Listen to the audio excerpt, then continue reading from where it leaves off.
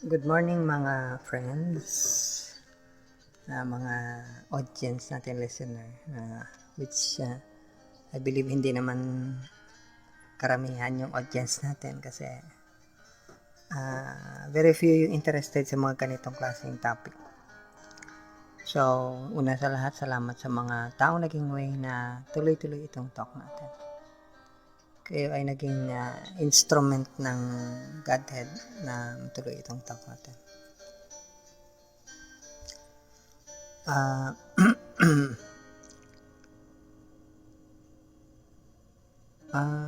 Yung ano pala, may tema pala tayo, theme palagi kung ulit-ulitin to baka kasi makalimutan natin. Yung theme natin is forgiveness. Kailangan para magaan yung pagkarinig nyo at madali nyo maintindihan yung mga sinasabi natin dito. Maging pagpatawad tayo. Kasi isa yun sa requirement para maintindihan natin yung lesson na to. Yung mga taong hindi mapagpatawad, hindi forgiving, automatic yun, hindi yun maawain, hindi merciful, at saka automatic yun na hindi yun loving. Kasi incompatible yung taong mapagmahal at saka hindi mapagpatawad. Incompatible din yung taong maawain na hindi mapagpatawad. Incompatible po yun.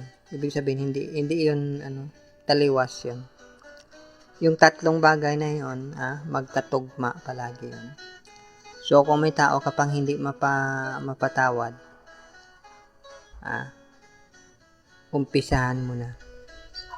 Kasi hindi ka mag-benefit sa talk na to. Pero kung gusto mo, pwede, dami namang social, dyan. Mga talk sa social media, katulad sa ginagawa natin. Pwede ka makinig doon, para hindi masayang yung oras mo. Okay?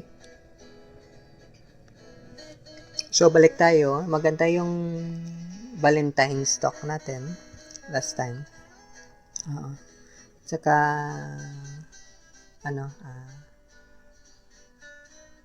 masyadong actually nung umuwi ako, masyadong traffic kasi Valentine's Day nga. Ayoko nga sana, kaya lang lumabas. Kaya lang, birthday celebration kasi ng isa sa mga pinaka-prominent na saints nung time niya. Actually, contemporary niya si Kabir. Isang saint din. Pareho sila ng halos ng activity. Yung saint na to, si Guru Nanak at saka si Kabir, respected sila ng mga Hindu at saka Muslim community. Kasi dalawa yung dala nila na philosophy. Vedas at saka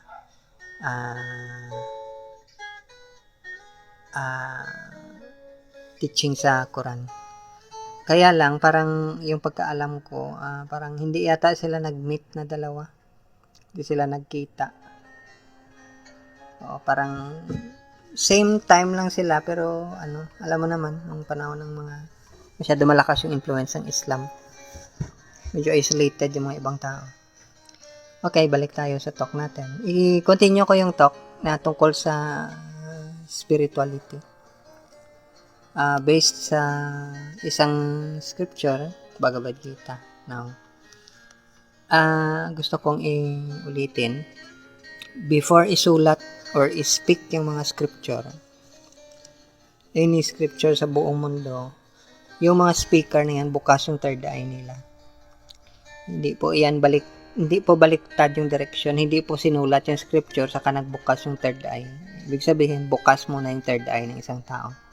Pag ikaw nagbabasa ka ng scripture, anong scripture, Bible, Vedas, Quran, or kung ano man dyan ng mga scripture na hindi bukas yung third eye mo, materialistic or worldly yung interpretation mo na mangyari. Kaya nga may andaming inconsistency makita. Yung mga bukas yung third eye, katulad ng mga nagsulat, Although hindi nila ma-speak,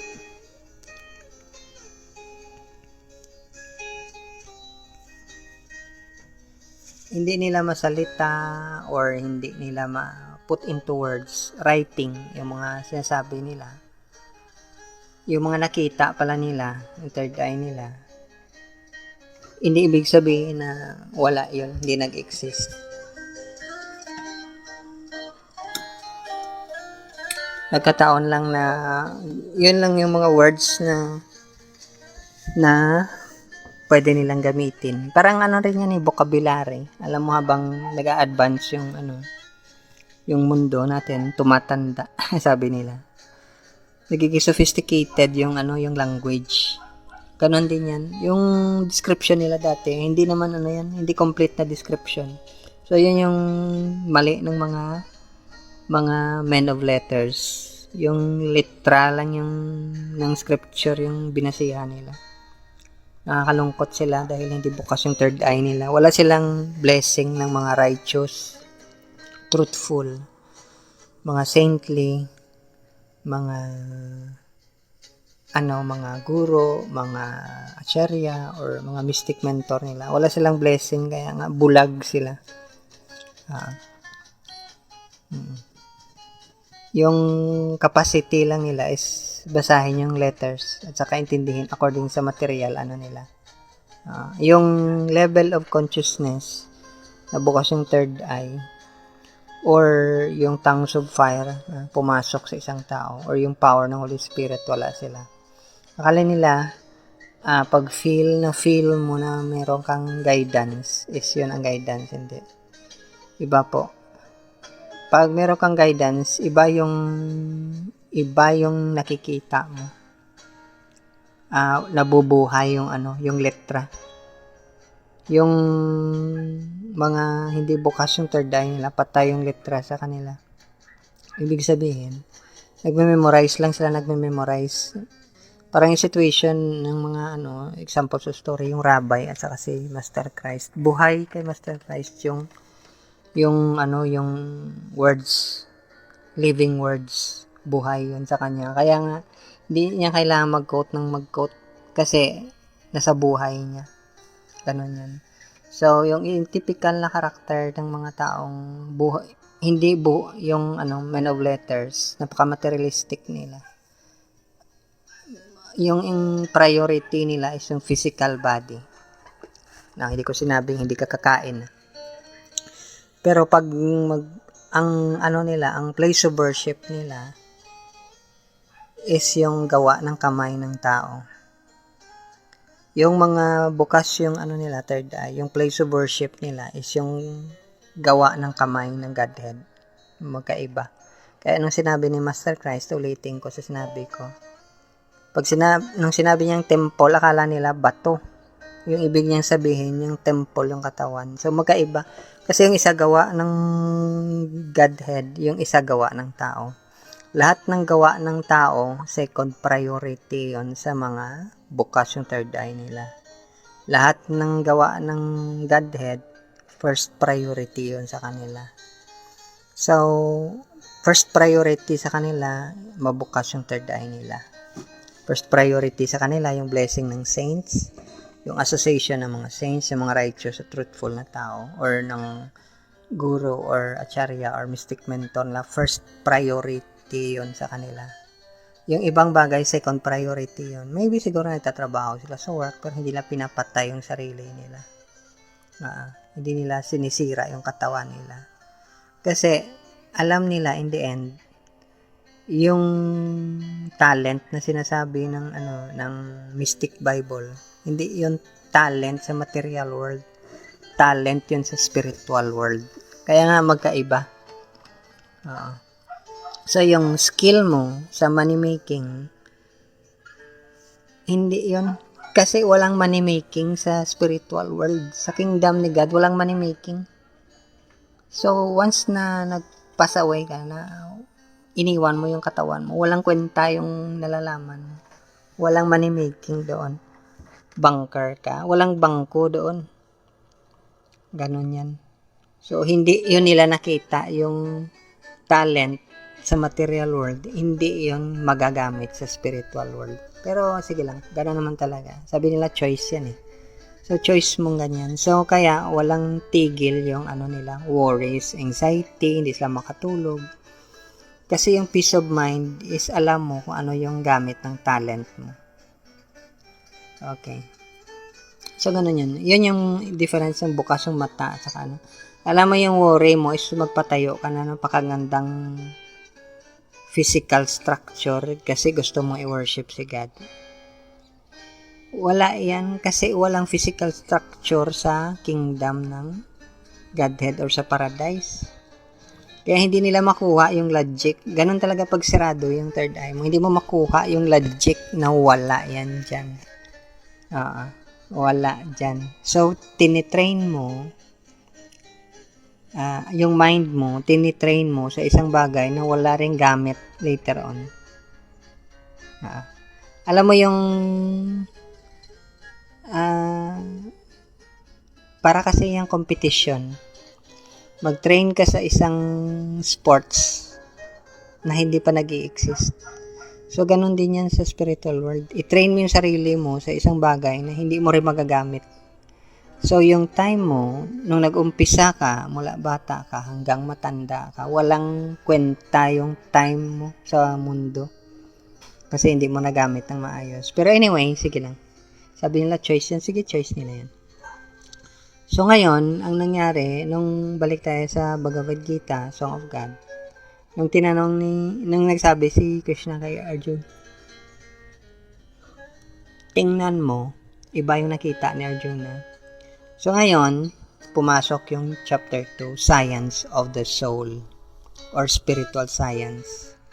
Sinabihan directly ni Krishna si Arjuna kasi si Krishna nag-asa, siya yung Godhead at saka si Arjuna, siya yung parang katulad sa atin, sarado yung third eye. Sinabihan niya, yung mga noble person, higher birth, noble birth, or yung mga totoong royal blood, hindi royal blood dahil sa pera, hindi yan. Yung mga totoong royal blood, yung mga totoong higher birth, or noble na tao, nobleman, or gentleman, hindi sila nakatingin sa physical body. Kasi effect yan. Effect ng mind. Yung tinitingnan nila is spirit. So, pag may kaibigan ka, or may friend ka, or kung sino ma-members ng family mo, na yung consideration is physical body, ano yan? Hindi yun noble by birth. Sa layman's term, squatter yung utak ng taong yan. So, pagbigyan mo na. Ganun naman talaga. So, marami sa atin, ganyan. Yung tinitingnan nila yung maganda ka ba? Ano ba yung nalalaman mo sa material world? Saan ka ba galing na school? Malaki ba yung bank account mo? Ilan yung sasakyan mo? Okay. Palasyo ba yung bahay mo? Yun yung, kung sa mga spiritual practitioner pa, sa mga taong bukas yung third eye, sila yung ang mga diyang klaseng tao, mga squatter, yung utak na yan, pag-iisip. Pero sige lang. Kasi basura yung inaano nila. Hindi natin sinasabing, hindi natin binibigyan halaga yung mga katulad ng pagkain, pera, bahay, hindi. Pero yung excessive na hindi mo naman magagamit sa spiritual world, pag namatay ka, dust nga ang tawag dyan. Buti pa nga yung ginamit nating word, basura. Dust nga yung tawag dyan. Mas malala. Okay. So, ang tawag sa kanila mga spiritual practitioner, mga beggar yan sila. Okay, squatter lang nga yung ginamit natin. At least medyo, medyo capable pa, pero beggar ang mga ganong klaseng tao. Ginamit ng mga saints na word minsan. Sila yung mga totoong beggar. Gutom na gutom ka na, taing-tae ka sa mga ganyang bagay. Siraan ka sa bait dahil sa gusto mo yung attention ng buong mundo. Pero sige lang, okay lang. Gano'n naman talaga. Ma-realize lang nila later on yan pag mamatay na sila na walang kwenta yung buhay nila. Okay. So, sabi ni Krishna kay Arjuna, hindi ka noble birth, hindi ka pinanganak na. Ang pinakaiba kasi ng commoner at saka lang noble birth, yung level of consciousness. Kung tingnan mo yung mga sa ancient times, yung mga noble birth talaga, hindi lang sila hindi talagang yung karakter nila iba. Kaya nga minsan yung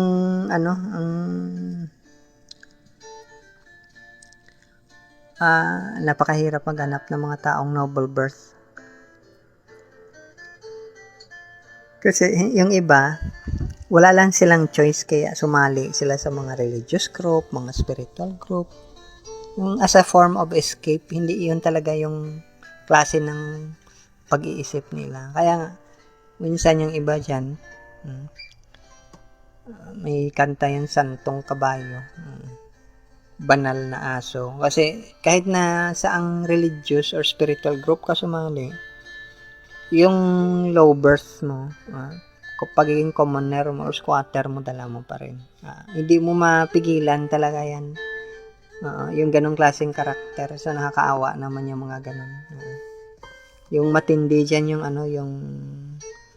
yung envy. Yun yung pinakamahirap. Yung envious ka ba sa isang tao. Yun yung pinakamatindi dyan. Kasi hindi mo nakikita yan. Pwede siyang parang mind yan na pwede siyang mag-clock na akala mo mabait.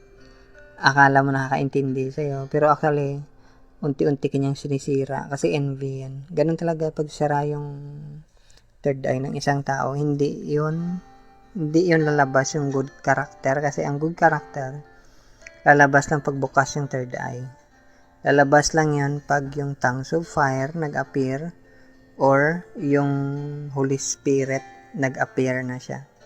Except yan, wala yan talaga. Kahit ano pang sabihin mo, makikita mo yan later on, hindi niya mapigil yung anger niya. Para minsan siyang obsessed sa isang bagay na wala namang kwenta. Tapos yung nag-over-accumulate siya, nangunguleksyon siya ng mga bagay na hindi naman siya mag-benefit kasi pag namatay siya, wala naman siya makukuha. Ganun yan. So, ang tawag dyan ni Krishna sa mga ganong klaseng sa Bhagavad Gita, mahina yung puso nila. Mahina yung puso. Baka isa rin sa reason yan dahil minsan narinig natin yung kinamatay ng isang tao is yung puso niya. Okay. Pero sa instance na yun, nag-insist pa rin si Arjuna na ganun talaga, mas mabuti. Binabalik siya ni Krishna sa original state niya, na dapat andoon ka sa state na spirit, yung nakikita mo, hindi yung physical. Hindi dahil nakadamit siya na maganda, religious yung damit niya, or businessman yung damit niya. Hindi yun. Kasi yung damit, robe talaga na tinatawag, damit ng soul, yun yung dapat na makita mo. Hindi yung damit na nasisira. Ganon yan. Pero anyway, nakipag-argue pa si may back and forth, balik-balik yung nila.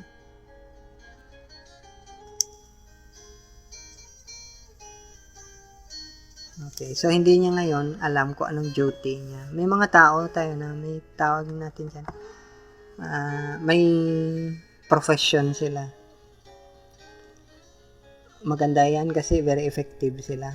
Minsan escape yung profession. Yung tumatakbo ka sa katotohanan. Iniiwasan mo. Ang kailangan mo malaman, ano yung calling mo talaga. Tinawag ka sa anong bagay. Kasi kung professional ka, maganda rin yan. Kasi makabili ka ng kotse, makapatayo ka ng mansion, makakakain ka ng masarap na pagkain. Then, after pag namatay ka, ano yung result ng struggle mo?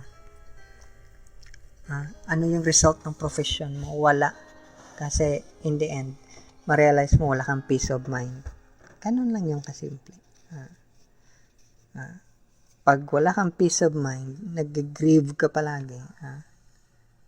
Grabe yung grief mo. Hindi ka nga halos makatulog sa gabi.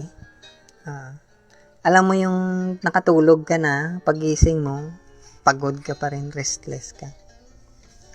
Ganon yan. So, makita mo yung weakness talaga is in the end, nilulunod mo yung sarili mo sa ginagawa mo without really knowing na hindi mo hinahanap kung ano ba talaga yung para sa ano, bakit andito ka. Kasi hindi naman pwedeng purposeless yung buhay mo, walang direction.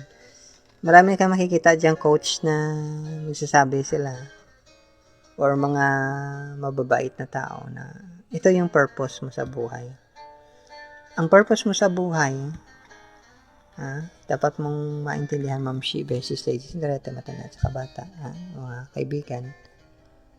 Ano yung reason andito ka? Ang reason nandito ka is preparation mo for next life. So, kung anong ginagawa mo na hindi preparation sa next life mo, sayang yung oras mo. Nagsasayang ka. Ang tawag nila dyan, busy work or make-believe work ka. Nagbibisi-bisihan ka. Pero actually, wala ka sa tamang direksyon. Nalihis ka ng landas. O nagkukunwari na marami kang ginagawa. Pero actually, yung pinaka-aim mo, hindi mo na tamaan yung pinaka-aim mo. Kaya nga ang sin ang tawag nila diyan, hindi ka tumama. Akala mo good yung ginagawa mo pero sin, kasi ang ibig sabihin ng sin, hindi ka tumama sa target mo. Ano ba talaga yung target mo? Sabi ng iba, patay na yung Diyos. So, wala na ng importance ng ganyan. So, ang situation dito is si Arjuna. Katulad natin, nagwo-worry din siya. Grabe yung grief niya. Kasi, na-realize niya later on na yung pinagagawa niya pala, pinaghirapan niya ng ilang taon. Pointless. Pointless. Ganon yung isa sa mga problema ng mga tao bago sila mamatay. Na-realize nila yung ginagawa nila, pointless. Nag-accumulate ka na maraming property, maraming bahay, maraming pera. In the end, parang katulad sa mga rich na tao, hindi kang halos makakain, so pointless yung pinaghirapan mo. So, imaginein mo na lang matalino kang tao, very clever ka, magaling ka. Tapos later, na-realize mo, pointless yung ginagawa mo. So, saan napunta yung pagiging magaling mo, clever mo? Pointless pala yung ginagawa mo. Okay, sabihin mong ginagawa mo. Katulad niya sa alibay o reason ni Arjun. Ginagawa niya to para sa pamilya niya. Pointless pa rin kasi yung mga family na sinasabi mo, mamamatay din yan. Ang dapat mong i-prepare is after death. After ka mamatay. Kasi sila pag namatay, wala rin yung katawan nila. Yung sinasabi mong family, wala yan. Hindi ang family na tinatawag na totoo, which ang sinasabi natin na previous na talk natin, yung totoong family mo is sa spiritual na level.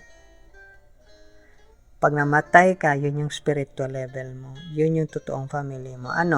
Magkamag-anak pa ba kayo pag namatay kayo? Yung mga spirit na yan, isa lang yan sila, in a sense, family. Yung neighbor mo na sinuntok ka at sinuntok mo rin, family mo rin yan. Bakit hindi kayo naging family ngayon? Inantay mo pa na mamatay kayo. Ganon yung point dyan. Okay, so ang sabi ito ngayon yung explanation. Yung sinasabi mong family, timeless yan. Ibig sabihin, bago kayo naging family ngayon, spirit na kayo. So, Ano sa tingin mo, nung previous life pa, family kayo? Ano, next life, family kayo? So, ganun yung sinasabi ni Krishna kay Arjuna, bakit sa katawan ka nagbabase ng relationship mo? Hindi sa spirit. Bakit sa mind mo? Yung katawan na ginawa ng mind, yun yung basihan mo, hindi yung ganun. Kaya nga, hindi, yung situation ni Arjuna, hindi bukas yung third eye niya, nakakalungkot. Ang daming mga taong ganun. Kahit anong explain mo sa, kahit nga madisgrasya sila na halos agaw buhay, hindi pa rin yan ma-realize. Kasi ano yan yun ang sabi ni Krishna, hindi ka kasi noble birth. Hindi mataas. Ang tawag yan ng iba sa noble birth, twice born. Hindi ka pinanganak na 2 beses, twice born, mataas kang klaseng tao. Elevated ka. Yung mga saints ganun, twice born yan, matataas. Yung hindi twice born, yung sa katawan sila nakatingin, ay maganda to, matalino to, materialistic, physical ang basis nila. Mga ano yan sila, low born ang tawag, mababa yung pagkatao. Kaya nga, ang tawag sa sa mga Nephilims, mga higher beings yun sila, mga angels. At saka yung mga saintly na tao, mga prophets, mga messenger, matataas na klase sila, uri. Kung sa mga metal pa, puro sila. Yung iba is contaminated. So, ganun yung idea dyan. Yan yung science of the soul. Na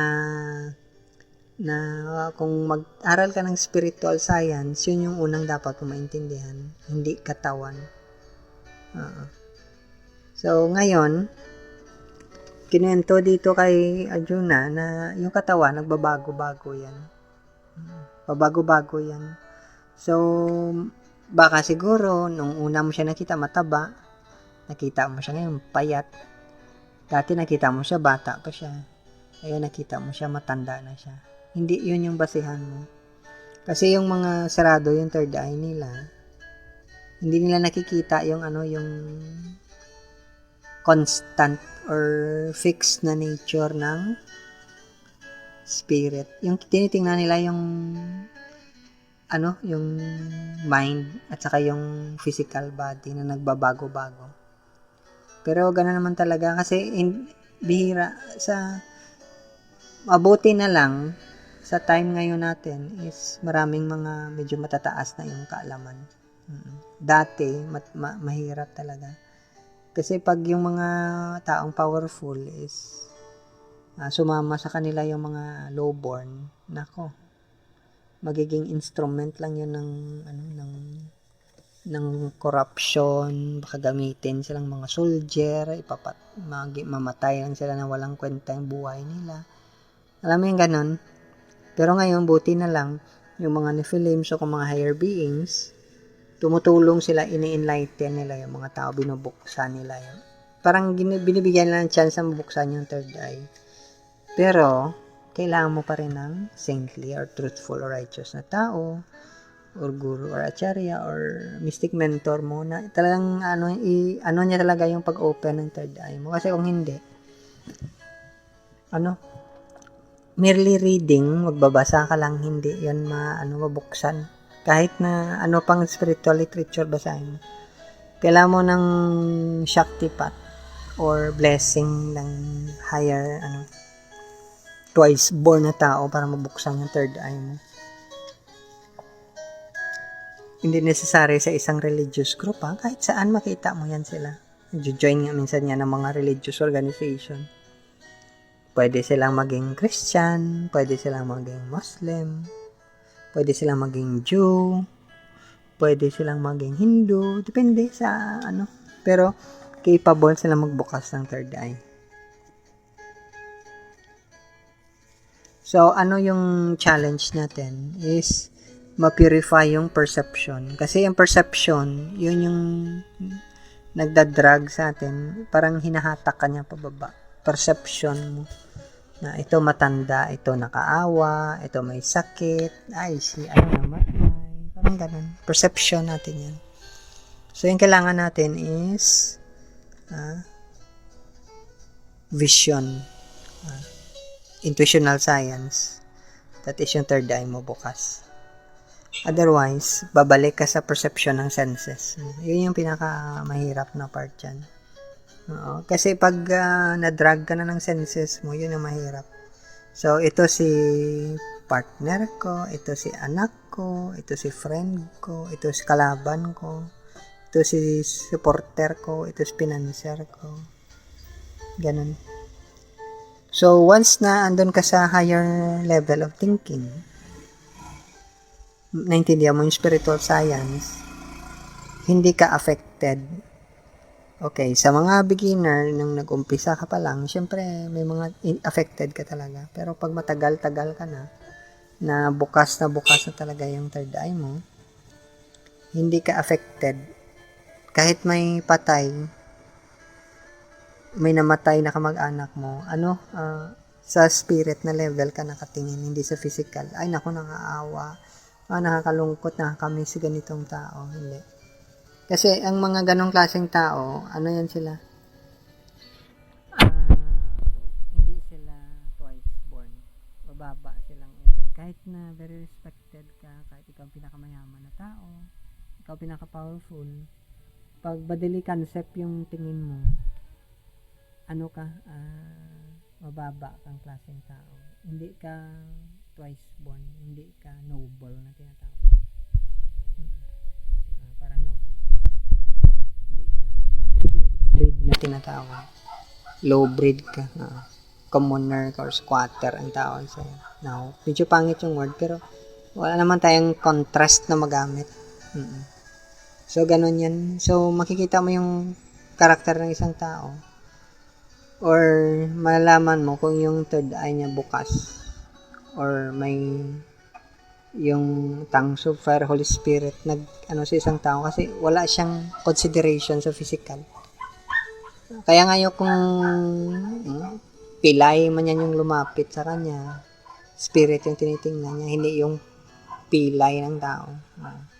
Hindi niya tinitingnan na walang pera. Yun yung vision ni Master Christ.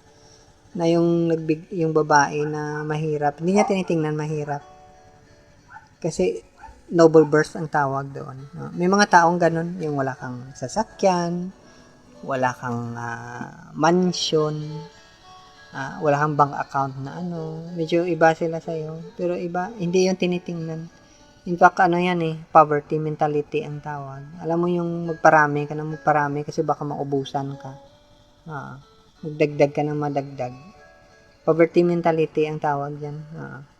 Kaya nga, kung gusto mong minsan ini-introduce sa atin ng mga success coach is parami ka ng parami ng pera mo. Actually, poverty yung ini-encourage nila. Kasi yung wealth mo, hindi naman sa physical body mo.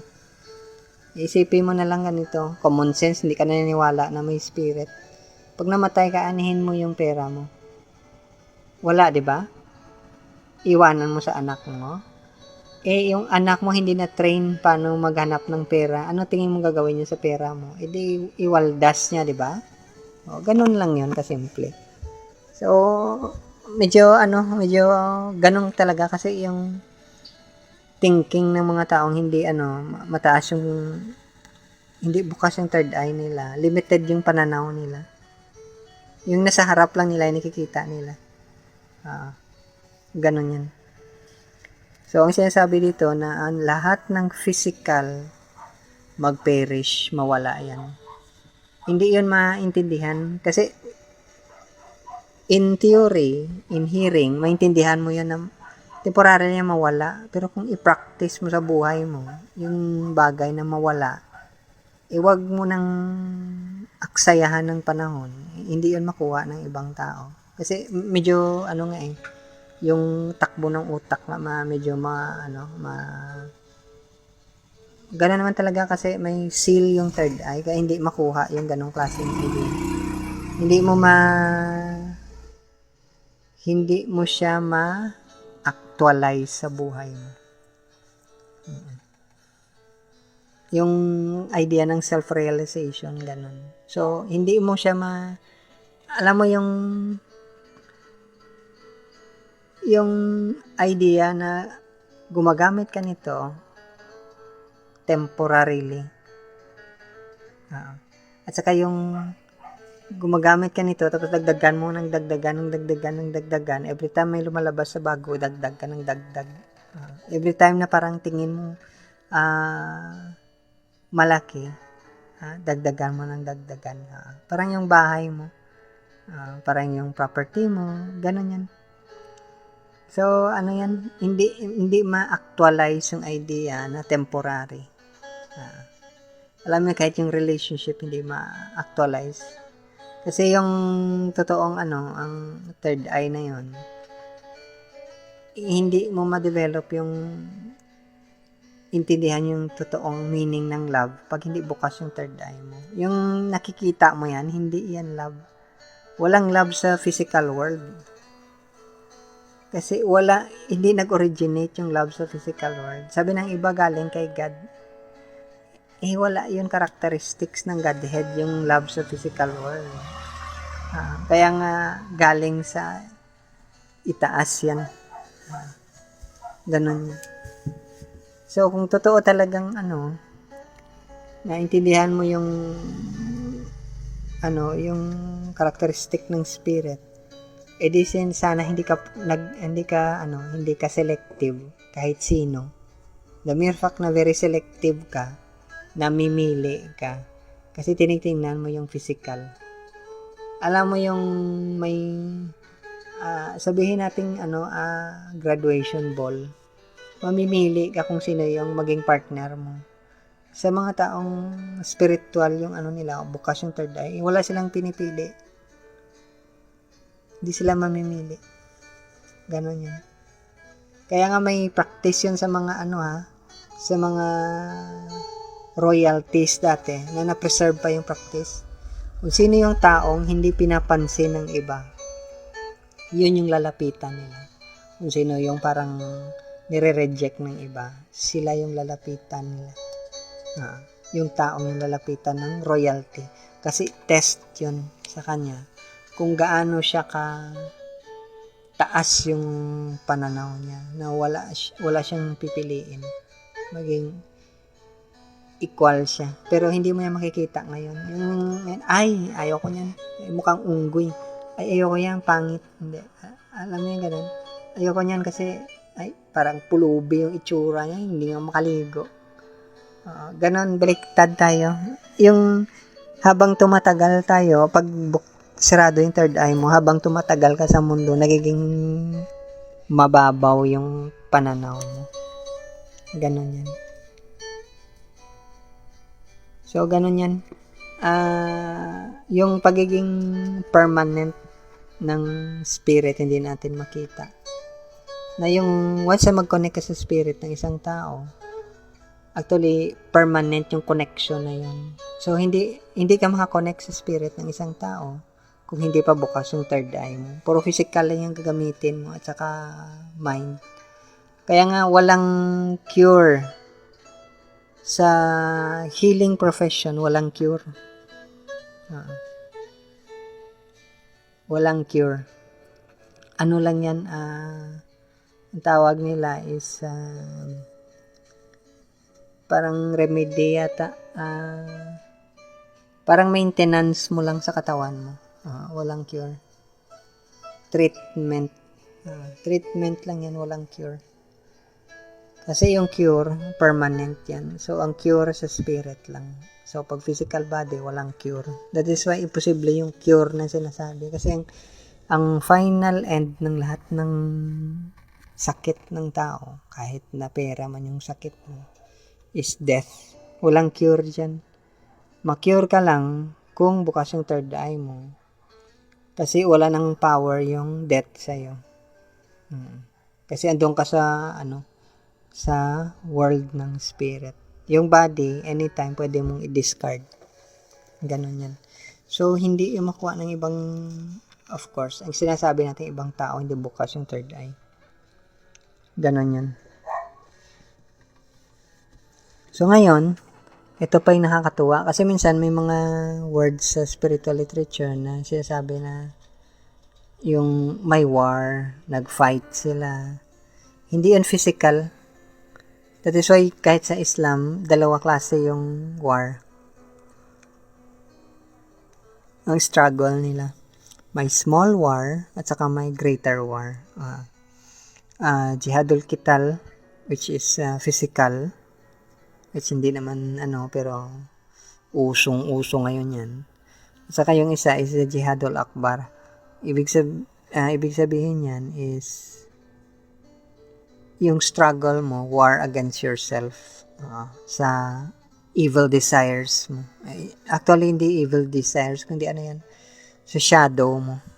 May shadow kasi tayo. The more na nile-neglect mo yung shadow mo, or yung unconscious na part ng self mo, the more na lumalakas siya. Kaya minsan, nakakagawa ka ng mga bagay na parang ayaw mo, pero nagagawa mo. Kasi dahil sa lakas ng shadow yan. At saka, according sa mga, mga leading, analyst, yung yan analyst,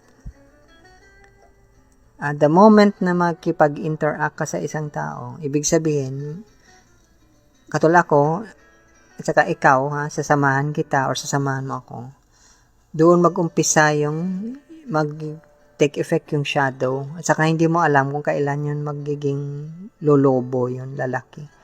Para maging uncontrollable. That's why, minsan makita mo sa mga couples, sa mga mag-partners, may mga nangyayaring bagay na hindi mo in-expect nangyayari because of shadow yan. So, kailangan mo mag-shadow work. So, ang shadow work mo na yan is part yan ng spiritual practice mo. Okay? So, kasi yung shadow, lumalakas lang yan pag unfamiliar ka sa nature ng spirit mo. Ang shadow mo sa world ng mind mo yan. Okay. Collective unconscious, personal unconscious. So, para hindi siya ang shadow, para hindi siya mag-materialize or mag-take effect sa physical life mo, is kailangan doon ka sa world ng spirit. Ganon yan. Pero stepping stone mo rin kasi yung mind mo para ma-reach mo yung spirit mo in a way. Pero mas better kung may spiritual mentor ka or mystic mentor, spiritual master, guru or acharya, or may saint ka na or righteous na tao na kasama kasi mag-guide ka niya para hindi mag-manifest na malakas yung mo. Kasi matindi talaga yung effect ng shadow na yan or collective unconscious. Minsan ang outcome niyan is napapatay yung isang tao, murder. In fact, yung world wars, collective unconscious yun. Very dark na shadow.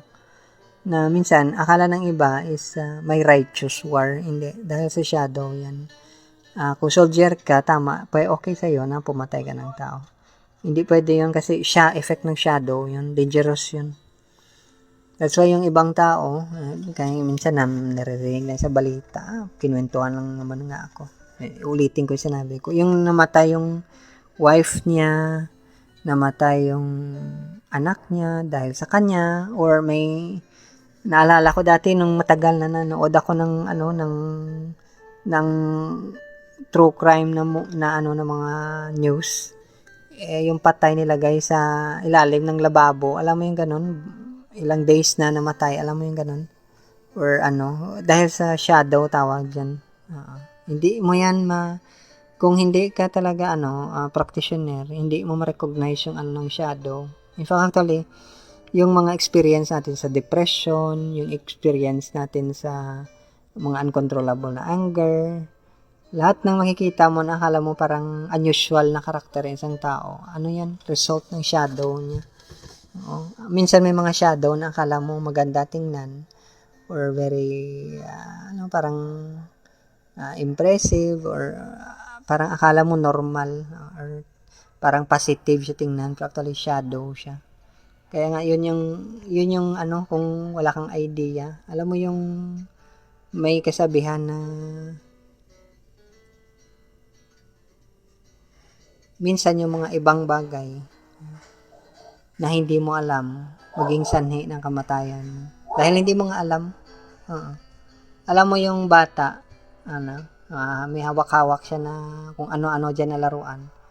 Tapos metal, isaksak niya sa outlet, bigla siyang mangisay. Wala siyang kasama, patay siya. Na-cardiac arrest siya. Dahil ignorance, di mo naman pwedeng gamitin excuse yung ignorance.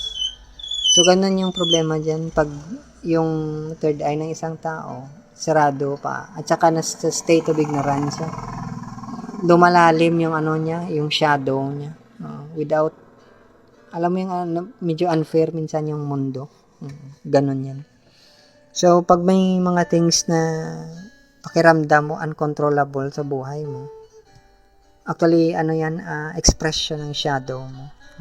Sa, wala naman sa ibang yan sa Jungian perspective naman yan, kay Carl Jung. According sa line ng thought ni Carl Jung. Yan, shadow mo. At saka, kaya nga minsan may mga narinig ka, pare, mga religious na tao, pumasok sila sa gumawa sila ng mga bagay na hindi mo inaasahan, sila hindi rin nila ina-expect. Pero mga dyan, okay lang naman siguro kung nagka-relasyon sila, may mga alam ako niyan. May asawa sila, may anak sila, pero bawal yan sa isang religious na tao, sample pare, or minsan nagbebenta sila ng shabu, or parang ganun. Kung tingnan mo, hindi naman sila mga bobo, hindi naman sila mga tanga, pasensya sa word, pero dahil sa shadow yan, effect ng shadow. Kasi hindi mo the more na nini-neglect mo, pinapabayaan mo, hindi mo ina-attend yung shadow mo, the more na malakas siya. Yung shadow mo pa naman, na yan, nakakaloko yan yung shadow na yan, kasi pag busy ka, hindi mo siya manotice. Pero lalabas siya every time na matutulog ka. Yun yung niya, parang dream master ang tawag. Lalabas siya pag natutulog ka. Ngayon, once na lalabas siya pag natulog ka, once na waking time mo na, doon na naman siya influence sa'yo. Kaya nga, minsan yung iba, yung healing process nila katulad sa ancient times is matutulog ka, doon ka nila i-heal. Kasi dahil sa shadow yan. Oo. Pero ngayon, walang kaalaman yung ibang tao. Alam mo yung hindi yan nag-i-exist dahil hindi nakikita ng mata mo. Yun yung minsan nakakatuwa dyan. Wala yan kasi hindi nakita ng mata mo. Wala yan kasi hindi mo iniisip. Yung mga ganong klaseng tao na nag-iisip ng ganon, hindi lang sila materially kulang sa kaalaman, spiritually kulang sila sa kaalaman. Ganon yan. Hindi nila na alam kung paano mag-work yung mind nila. Mechanism ng mind nila. Pero, sige lang. Ganon naman talaga yan. Kasi sabi ng iba, free will yan. So, free ka mamatay na maaga. Kasi hindi ka nag-iingat. Hindi mo iniingatan yung spirit mo. Hindi mo iniingatan yung soul mo. Kala mo, pag nagsimba ka, na-save ka na. Hindi. Pumunta ka ng physical temple, na-save ka. Hindi. Actually, yung mga religious places, yun yung dyan lumalakas yung shadow.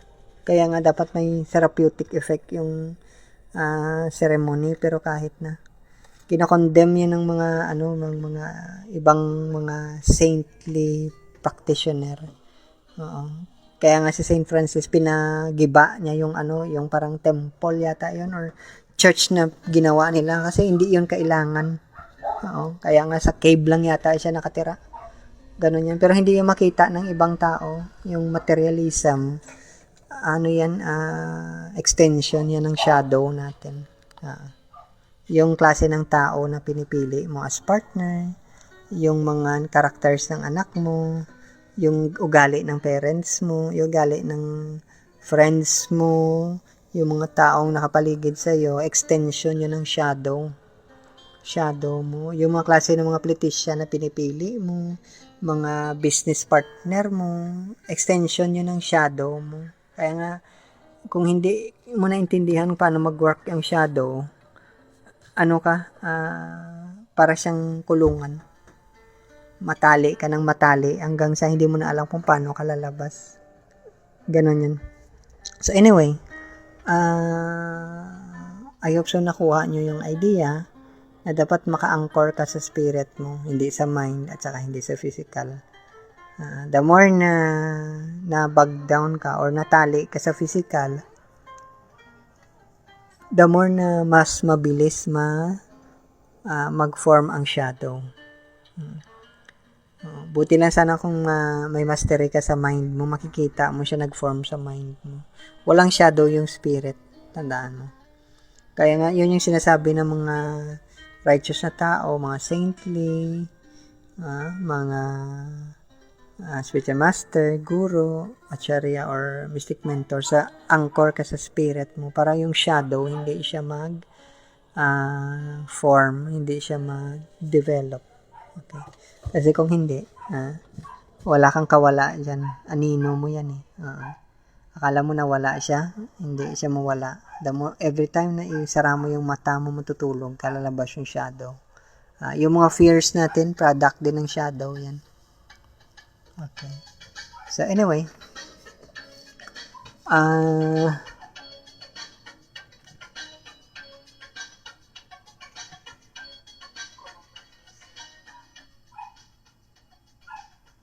thank you sa time nyo. I hope so may napulot kayo sa sa talk natin.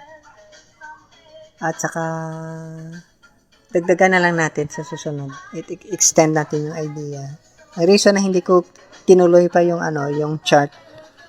Kasi kailangan natin makita yung paano siya i-resolve yung chariot card, 3 chariot card. Ito yung wing. So nag-umpisa ako sa knowledge ng Bhagavad Gita, pero i-include natin yung ibang mga teachings later on. Na-include ang Bible at Bhagavad Gita na na natin. Later on, i-incorporate natin yung teachings ng mga ibang saints, including yung Quran or saka iba pang mga spiritual literatures. Okay? Thank you sa time nyo. I hope sa mabuti lang yung situation natin. At huwag po tayong makalimot mag-meditate. Thank you. Bye-bye.